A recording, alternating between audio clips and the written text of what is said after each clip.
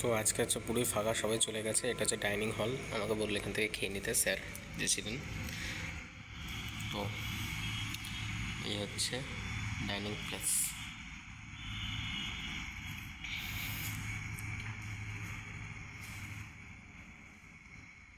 এটা হচ্ছে dining hall. তো এখান থেকে খেয়ে নিই আপাতত, নিজের মনে করে। আলাদাই, আলাদা মানে আলাদাই ভালো ফিলিং। পুরো একদম পুরো ফাঁকা বলতে গেলে ক্যাম্প সাইট।